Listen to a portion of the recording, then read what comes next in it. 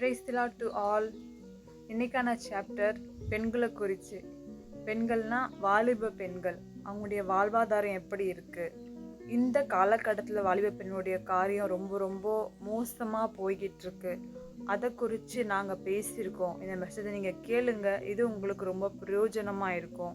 உங்கள் லைஃப்பை லேர்ன் பண்ண இது உங்களுக்கு ஒரு வழிவகுத்து கொடுக்குற காரியமாக இருக்கும்னு தேவனை நான் விசுவாசிக்கிறேன். தேவனுக்கே மகிமை உண்டாவதாக, இயேசுவின் நாமத்தில் ஆமென். லேர்ன் பண்ண விதம் வித்தியாசமா இருக்கும். என்னுடைய குணங்கள் இந்த விஷயத்துல மாறுச்சு. நிறைய பேருக்கு வந்துட்டு குழந்தை பிறகு டைம்ல அவங்க சுபாவமே மாறுமா. எதனாலன்னா அவங்களுக்கு அந்த அளவுக்கு ஸ்ட்ரகிள் இருக்கிறதால என் அத்தை பண்ண நான் பார்த்தேன். ஸோ அந்த அளவுக்கு ஸ்ட்ரகிளால இந்த குழந்தை ஏண்டா பெற்றுக்கிறோன்ற அளவுக்கு அந்த அளவுக்கு ஒரு விரக்தி. அவங்களுக்கு குழந்தைன்றது முக்கியமான ஒரு காரியம். அந்த அளவுக்கு அவங்க டிப்ரெஷன்ல போயிடுவாங்க. டிப்ரெஷன்ல போகாம அவங்களுக்கு தேவையானதெல்லாம் கொடுத்து, அதே மாதிரி அவங்க ஆசைப்பட்டதெல்லாம் சாப்பிடணுமா. அப்படி சாப்பிடலன்னா அவங்களுக்கு வந்து ஃபிக்ஸ் அந்த மாதிரி ஆயிடுமா. இதெல்லாம் எனக்கு தெரிஞ்சவங்க சொன்ன விஷயம். இது எந்த அளவுக்கு இதுல பயங்கரமான காரியங்கள் இருக்கு எனக்கு தெரியாது. ஆனா சொல்ற விஷயத்த நான் சொல்றேன். ஸோ அந்த மாதிரி ஒவ்வொருத்தரும் ஒவ்வொரு ஸ்டேஜ் கடந்து வராங்க.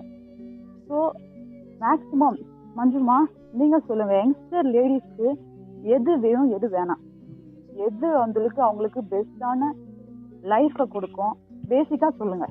எது அவங்களுக்கு நெகட்டிவான வழியில கொண்டு போய் விட்டுரும்? ஹலோ, எனக்கு தெரிஞ்சு ஃபர்ஸ்டா நான் சொல்லுவேன்னா, பார்த்தோன்னே நல்லவங்க யாருமே ஜட்ஜ் பண்ணக்கூடாது. எல்லாருமே சொல்றீங்களா? இடம் இல்ல புதுசா பாக்குறவங்க ஈக்குவல் ஜென்ஸ், முக்கியமா ஜென்ஸ் தான் நான் கேக்குறேன். ஜென்ஸ் எப்படி பாப்பீங்க? உங்க யங்ஸ்டர் லைஃப்ல நீங்க பாக்குற விதங்கள் சொல்றீங்களா? இவங்க என் லைஃப்க்கு வந்தா நல்லா இருக்குமே அப்படி டக்குன்னு ஜட்ஜ் பண்ணக்கூடாது. எனக்கு தெரிஞ்சு பெஸ்டானது ஏன்னா உங்களுக்குன்னு டைம் வரும், அப்போ உங்களுக்கு அது கிடைக்கும். அதுக்கு முன்னாடியே நம்ம டக்குன்னு செலக்ட் பண்ணக்கூடாதுன்னா எதை சொல்றீங்க? லைஃப் பார்ட்னரா இல்ல ஒருத்தவங்க பார்த்தோன்னே ஓகே லைஃப் பார்ட்னர் பெட்டர் என் லைஃப்க்கு வந்தா அப்படின்னு ஜட்ஜ் பண்ணக்கூடாது. ஏன்னா எங்க ஏஜ்ல தான் இது ஜட்ஜ் பண்ணுவாங்க. ஆமா, கண்டிப்பா உண்மைதான். யாரா பார்த்தாலும் நம்மளுக்கு வரவங்க மாதிரியே தோணும். நிறைய பேர் சொல்லிருக்காங்க. இவங்களுக்கு லவ் பண்ணவங்க கூட சொன்ன ஒரு விஷயம், இவங்கள பண்ணா நல்லா இருக்குன்னு சொல்லி சொல்ற மாதிரி ஒருத்தவங்க ஜட்ஜ் பண்ணிட்டாங்க ஓகே அப்படின்னா அவங்க நல்லவங்களா இருக்கட்டும். சரி, ஃபர்ஸ்டா ஒருத்தவங்க ஜட்ஜ் பண்ணிட்டாங்க, நல்லவங்களா இருக்காங்கன்னா அவங்கதான் நல்லவங்களா இருக்காங்க. அதை விட இவங்களோட வசதி, இவங்களோட அழகா பெட்டரா கிடைச்சா அது போறது ரொம்ப தப்பு. அவங்க லைஃபே ஃபால் ஆகும். ஐ மீன் இது எங்க நிறைய பேர் இந்த ரெண்டு தப்பு பண்றாங்க. அதனால கண்டிப்பா எனக்கு தெரிஞ்சு வாலிப பிள்ளைகள், ஆண் பிள்ளையார், பெண் பிள்ளைகள் மேக்சிமம் பெண்கள் பத்தி தானே பேசிட்டு இருக்கோம். அந்த பெண் பிள்ளைகள் ஆரம்பத்துல இருந்து லாஸ்ட் வரைக்கும் அந்த லைஃப் லேர்னிங் பார்த்தா ரொம்ப ரொம்ப டிஃபிகல்ட்டான ஒரு காரியம். ஏன்னா அவங்க வளர்றது கஷ்டமான காரியம், பீரியடு, அதுக்கப்புறம் இந்த குழந்தை பெற்றுக்கிறது, அதுக்கப்புறம் குழந்தை பெற்றதுக்கு அப்புறம் உடம்பு போடுற காரியம், அவங்க ஃபுட் ஹேபிட்டு, அப்பா அம்மா விட்டு பிரிந்து மேரேஜ் ஆன டைம், இது மாதிரி பல பாடுகள் மட்டும் ஒரு பெண்ணு வாழ்றாங்க. அதே மாதிரி நிறைய பெண்கள் வீட்லயே கூட சரி, அவங்க அப்பா அம்மா கூட சரி, பெண்களை வந்துட்டு ஒரு லெவல் மெச்சிருந்தா போதும், வளர்த்தாலும் என்ன செஞ்சாலும் சரி. நிறைய பேர்ல பார்த்துருக்கேன், அந்த பொண்ணு வந்து 60,000 ரூபாய் சம்பாதிச்சாலும் சரி, ஒரு ஏஜ் ஆயிடுச்சுன்னா உடனே கல்யாணம் பண்ணி அனுப்பிச்சிடணும், வீட்டுல வைக்கக்கூடாது அப்படின்னு சொல்லிட்டு. ஏன்னா அவங்களுடைய கடமை அது. நான் அவங்க தப்பு சொல்லல, அவ்வளவுதான் லிமிட் பெண்களை பொறுத்த வரைக்கும். இவ்வளவுதான், இத்தனை நாள் வரைக்கும் நீ வீட்டுல இருக்கலாம், ஒரு வாடகை மாதிரி இத்தனை நாள் வீட்டுல இருக்கலாம். மினிமம் நீங்க ஒரு எல்லாருக்கும் சின்ன இது மாதிரி சொல்றேன், ஒரு வீட்டுல நீங்க மேரேஜ் ஆகிறதுக்கு கொஞ்ச நாள் ஆகட்டும் அப்படின்னு நீங்க காலம் கடத்தினாலே வேற இடத்துல இருந்து பேசுறாங்களோ இல்லையா, உங்க வீட்டுல இருந்து பேச ஆரம்பிச்சிருவாங்க. லவ் பண்றியா, இல்ல ஏதாவது உனக்கு ஏதாவது பிரச்சனையா, இல்ல ஏதாவது ஒரு காரியமா, நெருக்கத்தை கொடுக்க ஆரம்பிச்சிருவாங்க. ஸோ அந்த மாதிரி வீட்டுல இருக்கிறவங்க நிறைய பிரச்சனைகள் நம்மளுக்கு கொடுக்கறதுக்கான வாய்ப்புகள் இருக்கு. பெண்களை பொறுத்த வரைக்கும் அதே மாதிரி வந்துட்டு ஈஸியா வந்துட்டு எப்படி சொல்ல விழக்கூடிய காரியங்கள் நிறைய இருக்கு. எதனாலன்னா அவங்களுக்கு வந்துட்டு ரொம்ப சாஃப்டான இதயமா இருக்கும். ஒரு சின்ன ஒரு சவுண்டு கேட்டா நிறைய பெண்ணுங்க அப்படியே அலறுவாங்க. பாத்திருக்கீங்களா எனக்கு தெரியல, ஒரு சின்ன சவுண்டு கேட்டா கூட தம்முன்னு விழுந்தா உடனே ஒரு அழுதல். ஒரு சாஃப்டான கேரக்டரான லேடிஸ் நிறைய பேர் இருக்காங்க. அந்த மாதிரி குணங்கள் லேடிஸ் வந்து சீக்கிரமா வந்து லவ்ல விழுந்துருவாங்க. இப்போ இன்னைக்கு இந்த 5 நாள், மினிமம் 5 நாள் 6 நாள் கிட்ட இதை பத்தி நம்ம தியானிக்க போறோம். இன்னைக்கு யங்ஸ்டரை பத்தி நான் சொல்றேன். அந்த பெண்கள் வந்துட்டு அந்த மேரேஜ் ஆனவங்களும் சரி, மேரேஜ் ஆன புதுசுல சில பேர் அட்ராக்டிவ் வரும். எதனாலன்னா அந்த விஷயங்களை அவங்க பார்த்த விஷயத்து நிமித்தம் அவங்களுக்கு ஒரு அந்த அட்ராக்ஷன் வரும்.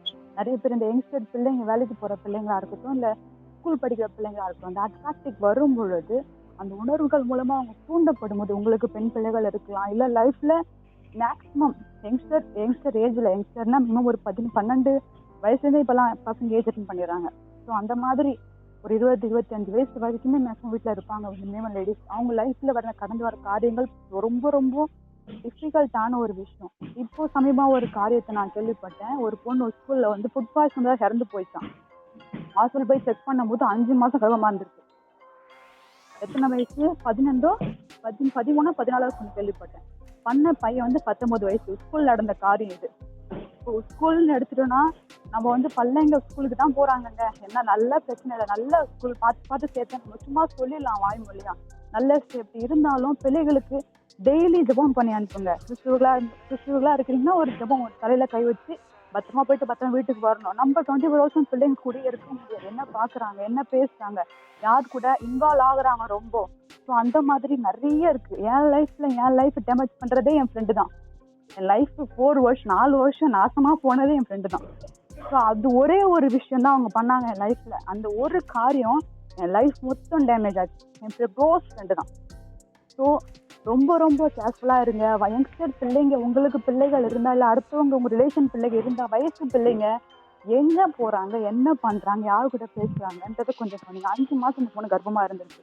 அப்போ அவங்க வீட்டுல இருந்தவங்க என்ன பண்ணிருப்பாங்க, எங்க போயிருக்கு அந்த பொண்ணு. நிறைய பேர் இருக்காங்க. இங்க லாஸ்ட் டைம் வந்து இங்க சிஸ்டம் கத்துக்கிறதுக்காக போனேன். ஸ்கூல் படிக்கிற பொண்ணு, மினிமம் ஒரு 15 வயசு தான் இருக்கும். அந்த பையன் லவ் பண்ற பொண்ணு ஒரு 16 வயசு தான் இருக்கும். அந்த பையன் எங்க போனாலும் அந்த பெண்ணு கூட தான் வருவான். பஸ் ஸ்டாண்ட்ல கூட நின்று பேசிட்டு இருப்பாங்க. அந்த கேமரால முதற்கொண்டு அவங்க பேசிட்டு இருக்கிறது மாட்டி பெரிய பிரச்சனையாயிடுச்சு. அந்த பொண்ணு ஊர்ல இருந்து, அதாவது வல்லம் சைட்ல இருந்து பெருமைக்கு வந்து படிக்க போதும் ஃபோன் கையில வச்சிருக்கு. அந்த பையன் பஸ் ஸ்டாண்ட் நின்று பேசுவான், யாருமே எதுவுமே கேட்க மாட்டாங்க. அந்த சென்டர் வரைக்கும் உள்ள வருவான். அந்த அளவுக்கு அந்த பொண்ணு, அந்த அளவுக்கு அந்த பையனுக்கு இடம் கொடுத்துருக்கு. எதுவுமே வீட்டுக்கு தெரியாது. கொஞ்சம் நல்லா கவனிங்க. எதனாலன்னா பிள்ளைங்களை கவனிக்க வேண்டியது பெற்றோருடைய, உங்களுடைய பொறுப்பு. அதே மாதிரி ரிலேஷன் பொண்ணுங்க லைஃப் உங்களுக்கு இந்த விஷயம் கற்றுக்கணும் அறிவிக்கிறாருன்னா கண்டிப்பா உங்க லைஃப்ல யாராவது இருந்தாங்கன்னா அவங்கள கரெக்டான ஒரு லெவலுக்கு கொண்டு போக பாருங்க. மஞ்சு சொன்ன மாதிரி வந்துட்டு யாரையுமே அவ்வளவு டக்குன்னு நம்பிடாதீங்க. பிள்ளைகளுக்கு சொல்லி வளருங்க, குட் டச் எது, பேட் டச் எது. பெரும்பாலும் இந்த 14-15 வயசு பசங்க ரொம்ப ரொம்ப ரொம்ப முக்கியமான ஒரு வயசு. ரொம்ப ரொம்ப ஈஸியா விழக்கூடிய வயசு. பெரும்பாலும் எனக்கு சொல்ற விஷயம் பொறுத்த வரைக்கும் அந்த வயசுல லவ் பண்ணுவாங்க. மேக்ஸிமம் லவ்ன்றது எனக்கு தெரியாது அந்த வயசுல, ஆனா அந்த வயசுல லவ் பண்ணுவாங்க. எதனால அந்த வயசுல அவங்களுக்கு தோண ஆரம்பிக்கும். இது வந்து அமெரிக்கால பொறுத்த வரைக்கும் வந்துட்டு அந்த ஏஜ் ஆயிடுச்சுன்னா, வெளிநாட்டை பொறுத்த வரைக்கும் அவங்க ஸ்கூல்லே டீச் பண்ணுவாங்க. எப்படி டீச் பண்ணுவாங்கன்னா, எப்படி தப்பு பண்ணா ஹார்மோன்ஸ் வந்து சேஞ்ச் ஆகுமா? கண்டிப்பாடா. அந்த ஹார்மோன் சேஞ்ச் ஆகிறது, அதை எப்படி எடுத்துக்கிறது ரொம்ப முக்கியமான ஒரு காரியம். எப்படி எடுத்துக்கிறது, நம்ம வந்து அது அசுத்தமா நினைக்கிறோம். அந்த ஏஜ்ல வந்துட்டு ஒரு தப்பான தாட் வருதுன்னா அசுத்தமான காரியம் கிடையாது. நம்ம உண்டாக்குனவர் தேவன். நம்மளுக்கு தப்பானதை கொடுப்பாரா? கண்டிப்பா கிடையாது. அதை பார்க்குற விதங்கள் தப்பு. எதனால நம்ம சுற்றி இருக்கிற ஆளுங்க அந்த மாதிரி இருக்கிறாங்க. பேரண்ட்ஸை பொறுத்த வரைக்கும் கூட பிள்ளைங்க பேச முடியல. தப்பா ஒருத்தவங்க தாட் வருதுன்னா உடனே ஸ்கூல் பொண்ணுல பசங்க சுத்தம், பொம்பளை பசங்க சொன்ன உடனே ஸ்கூல் நிறுத்திடுவாங்க. ஐயோ நீ ஸ்கூல் போய் உடனே கிழிக்க தேவையில்ல. ஸோ அந்த மாதிரி பாக்குறாங்க. அப்படி கிடையாது.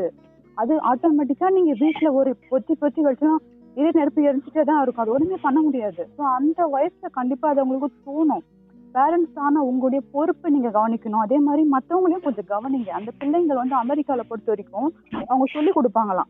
எப்படி சொல்லி கொடுப்பாங்கன்னா, எப்படி தப்பு பண்ணா நீங்க தப்பிக்கலான்ற மாதிரி. அந்த மாதிரி நான் சொல்றது புரியும்னு நினைக்கிறேன் உங்களுக்கு. தப்பு பண்ணா நீங்க எப்படி தப்பிக்கிறது அந்த மாதிரி சொல்லி கொடுப்பாங்க. அப்படி மேக்சிமம் ஸ்கூல்ல நீங்க கற்றுக் கொடுக்கலன்னா பேரண்ட்ஸ் நீங்க கற்றுக் கொடுக்கணும். பிள்ளைங்களுக்கு எப்படி வந்துட்டு இந்த மாதிரி இந்த வயசுக்கு அப்புறம் என்ன மாதிரி தோணும் எல்லாமே சொல்லி கொடுக்கணும். இந்த வெளிநாட்டுல வந்துட்டு இருக்க ஒரு கிறிஸ்துவர் குடும்பம் வந்துட்டு வெளிநாட்டுல பிள்ளைகளை படிக்க வச்சிருக்காங்க. இந்த மாதிரி ரூல்ஸ் போட்டு தான் ஸ்கூல் ரூல்ஸே அப்படிதான். அவங்களுக்கு ரொம்ப கஷ்டமா போச்சு. பிள்ளைங்களுக்கு அவங்க சொல்லிக் கொடுக்கணும்னா டீட்டெயிலா சொல்லி கொடுத்துருவாங்க. தப்பு பண்ணாலும் நீ தப்பிச்சிடுற மாதிரி சொல்லி கொடுப்பாங்க. ஸோ அந்த மாதிரி சொல்லிக் கொடுன்னு சொல்லி அவங்க ரொம்ப கஷ்டப்பட்டுட்டு நான் சொல்லிக் கொடுக்குறேன் என் பிள்ளைக்குன்னு சொல்லி அவங்க அப்பாவே 2 பிள்ளைகளை உட்கார வச்சு, இது பாருமா, இது வந்து கடவுள் கொடுத்த ஆசீர்வாதமான ஒரு வாழ்க்கை, இந்த வயசுல இந்த நம்மளாம் தோணும், இந்த மாதிரி தப்பா நினைக்க, இந்த மாதிரி வந்து நிறைய விஷயம் நிறைய சர்ச் நடத்துறாங்க. இந்த ஏஜ்ல ஒரு வாரம் கிளாஸ் வைப்பாங்க. மாசம் ஒரு நாள் வந்து யங்ஸ்டர், அதாவது சின்ன பசங்க மீட்டிங் மாதிரி வைப்பாங்க. ஸோ அங்கெல்லாம் போனாங்கன்னா அவங்க ஒப்பு கொடுத்து ஜெபம் பண்ண சொல்லுவாங்க. இன்னும் டீட்டெயிலா ஆழமா போகும். பேர் பார்ட்ஸ் தான் வச்சு சொல்லி கொடுப்பாங்க. இந்த மாதிரி பேர் பார்ட்ஸை பார்க்கும் பொழுது உங்களுக்கு இது மாதிரிலாம் தோணும். ஸோ அந்த அளவுக்கு டீட்டெயிலா இது ஆழமா போகக்கூடிய ஒரு விஷயம். ஸோ அந்த வயசுல பிள்ளைகளுக்கு தோணும், நீங்க வந்து தப்பாவே நம்ம பார்த்து பழகிட்டோம், எப்படி பார்க்கலாம், அப்படியே உங்க ரிவைண்ட் பண்ணி உங்க லைஃபை பார்த்தீங்கன்னா நீங்களும் அப்படியே கடந்து வந்திருப்பீங்க. உங்க லைஃப்ல பார்த்தா உங்களுடைய அந்த வயசு நீங்க பார்த்தா உங்களுடைய காலெல்லாம் வேற லெவல்ல இருக்கும். ஆனா உங்க பிள்ளைங்க மட்டும் அப்படி இருக்கக்கூடாதுன்னு நீங்க நினைப்பீங்க. ஸோ அப்படி நினைக்காதீங்க. பிள்ளைங்கள் அப்படிதான் வளருவாங்க. இன்னும் வர காலகட்டத்துல இன்னும் மோசமா வளருவாங்க. எதனாலன்னா டெக்னாலஜி அந்த அளவுக்கு அதிகமாயிடும். கத்துக்கூடிய ஸ்டேஜ் வேற லெவல்ல இருக்கும். அப்பெல்லாம் பிள்ளைகளை அடிச்சு வளர்ப்பாங்க. இப்பெல்லாம் அடிச்சாலே கேஸ்ன்ற மாதிரி சொல்றாங்க. இப்ப அந்த அளவுக்கு போயிடுச்சு. இன்னும் சொல்ல போனா ஸ்கூல்ல அடிக்கிறதுல அணைக்கிற மாதிரி போயிடுச்சு. அந்த அளவுக்கு ஸ்கூல் டீச்சர்ஸ் முதற்கொண்டு தப்பு பண்றாங்க. ஸோ பிள்ளைகள் மத்தியில நல்லா கொஞ்சம் ஸ்பெண்ட் பண்ணுங்க. அதே மாதிரி பிள்ளைகள் மட்டும் இல்லை, யங்ஸ்டர் பொறுத்த வரைக்குமே சரி, யங்ஸ்டர் எல்லாருமே வந்து சீக்கிரமா விழுந்து போறாங்க. நிறைய பேர் பார்த்தா அவங்க பேச ரொம்ப இன்பமா இருக்கும். அவங்க லேடிஸ் ஆர் ஜென்ட்ஸ் யாரா இருந்தாலும் சரி, லவ் பண்றவங்க தான் அவங்க பேசினா கேட்டுட்டே இருக்கணும் போல இருக்கணும், அவங்க கூடயே இருக்கணும் போல. ஒரு நாள் பேசலாம் போதும், உடனே மனசு ஐயோ பேசலையே, போன் வருது, என்னாச்சு. ஸோ அப்படிதான் மைண்ட் செட் மொத்தமே அப்படி உறிஞ்சிரும். அது மொத்தமே எனக்கு அப்படி நீ எல்லாம் நான் செத்துருவேன் அப்படிலாம் சொல்லுவாங்க. மேக்ஸிமம் எத்தனை வருஷம் போகும், மேக்ஸிமம் ஒரு சில லைஃப்ல பார்த்தா 10-15 வருஷம் கூட போய் நான் பார்த்துருக்கேன். ஆனா அதே லவ் பண்றவங்க மேரேஜ் ஆனதுக்கு அப்புறம் ஒரு வருஷம் கூட சேர்ந்து வாழ மாட்டாங்க. அப்படியே நான் பார்த்துருக்கேன். ரெண்டுமே லைஃப்ல நான் பார்த்த விஷயங்கள். உயிருக்குறா லவ் பண்ணுவாங்க. நான் சின்ன வயசுல நீங்க தான் உயிர் லவ் பண்றவங்க கூட யங்ஸ்டர், அவங்க தான் எல்லாமே. அந்த அளவுக்கு பியூரா இருக்கும் லவ், அந்த அளவுக்கு ஸ்ட்ராங். இப்போ ஒரு சாட்சி நான் ஒண்ணு கேட்டேன். அதாவது +2 படிக்கிற வயசுல இருந்து ஒரு பொண்ணு லவ் பண்ணிருக்கான் ஒரு பையன். அந்த பொண்ணு சொல்லிருக்கு, இது மாதிரி வந்துட்டு பொண்ணு கிறிஸ்டின், எங்க வீட்டுல வந்து ஒத்துக்க மாட்டாங்க, எனக்கு தேவையில்லைன்னு சொல்லிட்டு தொடர்ந்து +2 முடிச்சு காலேஜ் முடிக்கிற அளவுக்கு 5-6 வருஷமா நீதான் வேணும்னு சொல்லி தொடர்ந்து அந்த பொண்ணை தொடர்ந்து டார்ச்சர் பண்ணி லவ் பண்ணணும்னு சொல்லிட்டு கூட இருக்கணும் சொல்ல வேணும். இந்த மாதிரிலாம் லவ் பண்றாங்க பாரு என் மேல இவ்வளவு பைத்தியமா இருக்கு, இத்தனை வருஷம் கூட இந்த பையன் உன்னை மறக்கல, ஓதி விடுறது இந்த மாதிரி சொல்லி அந்த பொண்ணு மனசு ஒண்ணு லவ் வந்து ஐயோ இத்தனை வருஷம் நம்ம இது மாதிரிதான் ஆரம்பிக்கும். ஒரு சிலர் ரொம்ப ஸ்ட்ராங்கா இருப்பாங்க, உருக வைக்கிறதுக்குன்னு ஆத்துமாக்குல ஆத்தான்னு கொண்டு வருவான் ஸ்ட்ராங்கா, நீ எப்படி தட்டுன்னு எப்படி விழுவான்னு சொல்ற அளவுக்கு அவ்வளவு கிரிமினலான மைண்ட் செட் இப்போ இருக்கு. இப்ப இருக்க ஆளுங்க அப்படி இருக்கிறாங்க. அந்த அளவுக்கு பியூரான லவ். நீ எல்லாம் நான் இல்ல, காலேஜ் படிக்கிற டைம்லயே வந்துட்டு அரையெல்லாம் க்ளோஸ் பண்றதுக்கு முன்னாடியே வந்து வீட்டுல வந்து நிக்குது அந்த பொண்ணு, இந்த மாதிரி இந்த பையன் லவ் பண்றேன், எனக்கு ஆன பண்ணி வைங்க. அவங்க ஒரே பொண்ணு, அவங்க அப்பா அம்மா சொன்னாங்க, இல்லம்மா நீ முதல்ல படிச்சு முடிச்சு ஒரு நல்ல வேலைக்கு போ, அதுக்கப்புறமா இல்ல எனக்கு கட்டினா அந்த பையனை நான் கட்டுவேன், எனக்கு தெரியாது நீ பண்ணியே வைக்கணும்னு சொல்லி சண்டை போட்டு ரூம் குதிச்சு கல்யாணம் பண்ணி பொண்ணு வந்துட்டு 6 மாசம் கன்சீவ் ஆனதுக்கு அப்புறம் நான் வெளிநாட்டுக்கு போறேன், வெளிநாட்டுல வந்து நான் வந்துட்டு நிறைய சம்பாதிக்க போறேன், உங்க அப்பா அம்மா கிட்ட சொல்லி பணம் வாங்கி கொடுன்னு சொல்லி கேட்டிருக்கான். இது லட்சமா நடந்த கதை. இது ஒரு ஊழியர்காரர் அந்த பொண்ணு லட்சம் எழுதி கொடுத்து பெரிய லெட்ரு. அந்த பையன் கிட்ட வந்து சரி ஓகேன்னு சொல்லி வீட்டுல வந்து அம்மா அப்பா கிட்ட அவங்க முடிஞ்ச அளவுக்கு தெரியும், பொண்ணு தானே வேற வழி இல்லை, ஒரே பொண்ணு, சேர்த்து வச்ச பணம் மொத்தத்தை அந்த பையன் கிட்ட கொடுத்து வெளிநாட்டுக்கு அமுச்சு வச்சிருக்கான். வெளிநாட்டு அமுச்சு 2 மாசத்துல ஒரு பெரிய லெட்டர் எழுதுறான், இது மாதிரி வந்து வெறும் நல்ல வேலை கிடைச்சிருக்கு, நல்லா செட்டில் ஆயிட்டேன், நானே எனக்கு எந்த பிரச்சனையும் இல்லை, இன்னும் ஒரு 3-4 மாசத்துல என்னோட நீங்க அமிச்ச பண்ற ரிட்டர்ன் உங்களுக்கு அமிச்சிடுறேன், நான் இங்கே நல்ல பொண்ணை பத்தி கல்யாணம் பண்ணிக்கிறேன்னு சொல்லிட்டான். போச்சா, இப்போ குழந்தை பிறந்தா யார பேர் வைக்கணும்னு எனக்கு தெரியல. 1 இயரோட அந்த பொண்ணு எழுதி, நான் இப்போ எங்க அப்பா அம்மா பண்ண எவ்வளவு சொன்னாங்க, எங்க அப்பா நான் கேட்கல, அவசரமா பண்ணேன், படிப்பெல்லாம் விட்டுட்டு அந்த பையனை கல்யாணம் பண்ணேன். இப்போ என் லைஃப் எனக்கு குழந்தை 2 மாசம் பிறக்க போகுது, எப்படி கொஞ்சம் யோசிச்சு நம்ம சிம்பிளா இதை விசாரிச்சு போயிடும். இது ரொம்ப டீட்டெயிலா யோசிச்சோம்னா அந்த அளவுக்கு நம்மளுக்கு பைத்தியம் வச்ச மாதிரி ஒரு கர்ப்பிணி பொண்ணு எப்படி இருக்கும். அந்த பொண்ணுக்கு ஆசை அவன் தான் வேணும்னு சொல்லி படிப்பெல்லாம் விட்டுட்டு தாம்தூன்னு அப்படியே கடன் பிடிச்சி கல்யாணம் பண்ணி இப்போ 2 மாசம் குழந்தை பிறக்க போகுது. அவளாட்டு போய் டாடா சொல்லிட்டான், அவ்வளவுதான். அதுவரை அனுப்புறான், நீங்க அமிச்ச பணத்தெல்லாம் இன்னும் ஒரு 3 மாசத்துல அமிச்சிடுறேன், நீ வேற ஏதாவது பொண்ணு பையனை பார்த்து கல்யாணம் பண்ணிக்கோ, நான் இங்க செட்டில் ஆயிட்டேன், இங்க நான் பொண்ணை பார்த்து கல்யாணம் பண்ணிக்கிறேன். ஆள்கள் எப்படி வேணா மாறுவாங்க, மனுஷங்க மாறிட்டே இருப்பாங்க. ஸோ ரொம்ப ரொம்ப கேர்ஃபுல்லா இருங்க. இது எல்லாமே பேசிக் அவங்க மஜு சொன்ன மாதிரி தான். யாரையுமே நம்பாதீங்க. நம்பக்கூடிய ஒரு கர்த்தர் மட்டும்தான். அவர் மட்டும்தான் உங்க லைஃப் எப்படி இருக்கும், எது கரெக்டா இருக்கணும் அவருக்கு தான் தெரியும். நம்ம யோசிக்கலாம் வந்துட்டு குப்பையாம், மரணத்துக்கு ஏதுவான காரியமா, மனுஷ இருந்து தோன்றதுல வந்து ரொம்ப இன்பமா இருக்குமா. ஆனா அதோட முடிவு வந்து மரண முடிவாம். இப்ப இந்த பொண்ணை பத்தி நினைச்சு பாருங்க. இப்ப இந்த பொண்ணு என்ன பண்ணும்? ஒண்ணு சூசைட் பண்ணி செத்து போனோம், வேற வழி கிடையாது. ஏன்னா குழந்தை பிறந்தா அசிங்கம் ஒண்ணு, ரெண்டாவது அப்பா அம்மாவுக்கு எவ்வளவு அசிங்கம். ஒரே பொண்ணு, எல்லா பணத்தையும் அவன் தலை நம்பி கொடுத்து அமைச்சிருக்காங்க. ரெண்டு, இந்த மாதிரி நிறைய காரணங்கள் அடுக்கிட்டு போலாம். ஸோ யங்ஸ்டர் லைஃப்ல உங்களோட லைஃப்ல யாராவது பாக்குறீங்கன்னா ரொம்ப அடமா இருக்கிறாங்க, ரொம்ப பாவத்துல இருக்கிறாங்க, அவங்கள வந்து என்னால அவங்க போற பாதை சரியில்லை. என் லைஃப்ல அப்படி நான் எனக்கு ஒரு அக்கா அந்த பைபிள் கொடுத்தாங்க, அந்த அக்கா அப்படிதான் எனக்கு செஞ்சாங்க. நான் போற பாதை சரியில்லைன்னு சொல்லி எவ்வளோ வான் பண்ணாங்க, எவ்வளோ பேர்கிட்ட சொல்லி இல்லை பிரியங்கா இது வேண்டாம், இது உனக்கு தப்பு, இது அப்படின்னு சொன்னாங்க. கேட்கவே இல்லை. நீங்க அப்படி என்கிட்ட ஒரு பெரிய மைனஸ் பாயிண்ட் அப்ப நான் இருக்கும் போது அதே போது நீங்க யாருன்னு கேட்பேன், யாரானாலும் கேட்பேன்.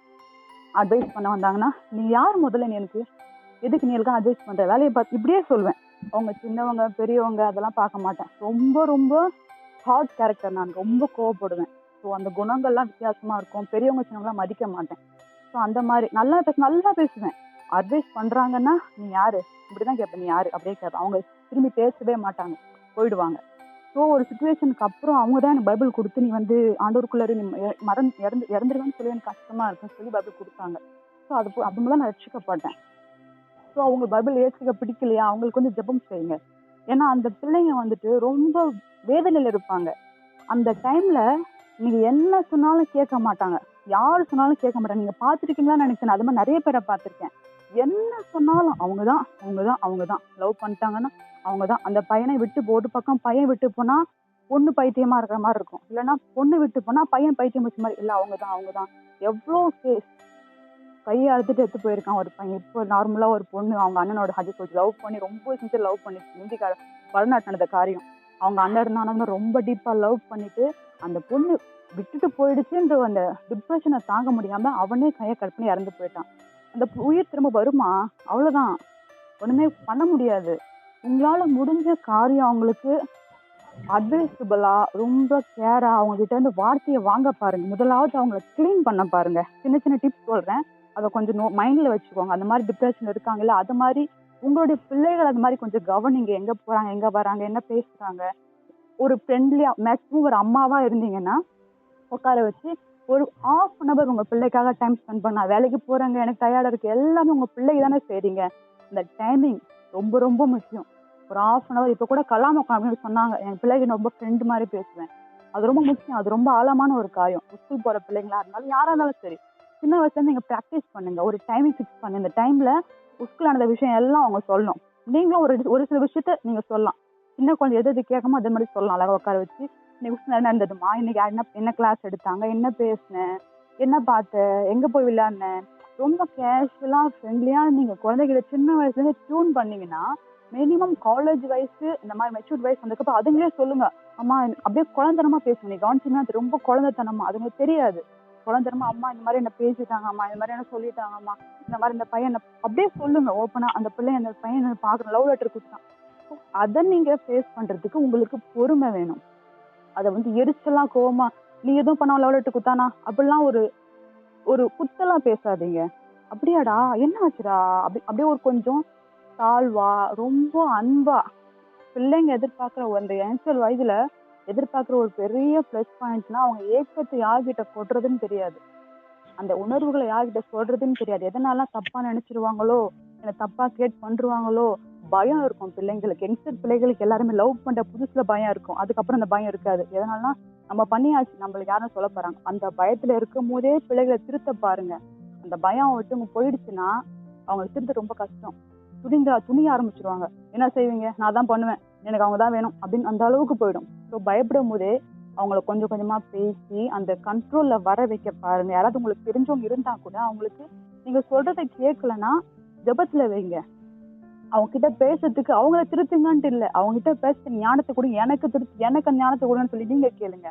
பிள்ளைங்க பேசுவாங்க, பேசாமலாம் இருக்க மாட்டாங்க. நீங்க அதுக்கேற்ற மாதிரி பேசணும்.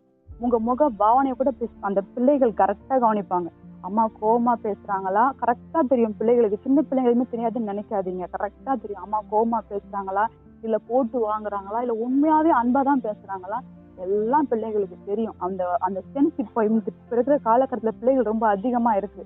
ஸோ அதனால உங்களுடைய மைண்ட் செட்டை இதுக்கேற்ற ப்ரிப்பேர் பண்ணிக்கோங்க. ஃபியூச்சர்ல எல்லாருக்குமே வந்துட்டு பிள்ளைகள் இருக்கும். அந்த பிள்ளைகளை வளர்க்கறதுக்கு புத்தி இருக்கான்றது தான் கேள்விக்குறியா இருக்கு. உங்களோட பிள்ளைகள் நீங்க கரெக்டா பாத்துக்கிட்டீங்க. எவ்வளவு நியூஸ் கேட்கறோம், கேட்க முடியலங்க, அந்த அளவுக்கு இருக்கு நியூஸ். இப்பெல்லாம் யங்ஸ்டருடைய வாழ்க்கையை பத்தி கேட்டா ஒரு ரூம் போட்டால்தான் கூட பத்தாது. அவ்வளோ மோசமான கற்பழிப்புகள், லவ் மேரேஜ், ஓடி போயிட்டு பண்றது, ஓடி போயிட்டு கல்யாணம். நிறைய பேர் எனக்கு ஓடி போய் கல்யாணம் பண்ணும்போது பையன் நல்லா பணக்காரா இருப்பான். இப்ப இந்த பைபிள் கொடுத்தாங்க பாத்தீங்களா, அந்த அக்கா லவ் மேரேஜ் தான். அவங்களோட கேட்டா அந்த அளவுக்கு அழுகதான். பையன் லவ் பண்ணும்போது நல்லா சம்பாதிச்சு ஒரு பையன் லவ் பண்ணிட்டு ஓடி போயிட்டாங்க. இப்போ டெய்லி குடிக்கிறாரு, வேலைக்கே போறது இல்லை. அவங்கள பார்த்தா ஒரு குட்டு தங்கம் கழுத்துலயோ காலையோ இருக்காது. அவங்க லைஃப் அப்படி, அவங்களுடைய வாழ்க்கை அப்படி இருந்தாலும் ஆளுக்குள்ள அவங்க மகிழ்ச்சியா இருக்காங்க. அவங்கள போஷிக்கிறபடி அவங்க சிஸ்டர்ஸ் ஹெல்ப் பண்றாங்க.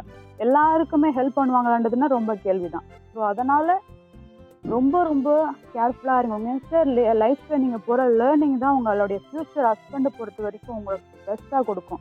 ஸோ அதனால உங்க லைஃப் நல்லா லேர்ன் பண்ணி ஜபத்தோட புத்தியோட உங்களோட லைஃப்பையும் நீங்க சேவ் பண்ணுங்க. உங்க பிள்ளைகள் லைஃப்பும் இப்பவே ஜபம் பண்ணி அதுக்கான புத்தியை நீங்க பெற்றுக்கொண்டீங்கன்னா உங்க லைஃப் ரொம்ப நல்லா இருக்கும்.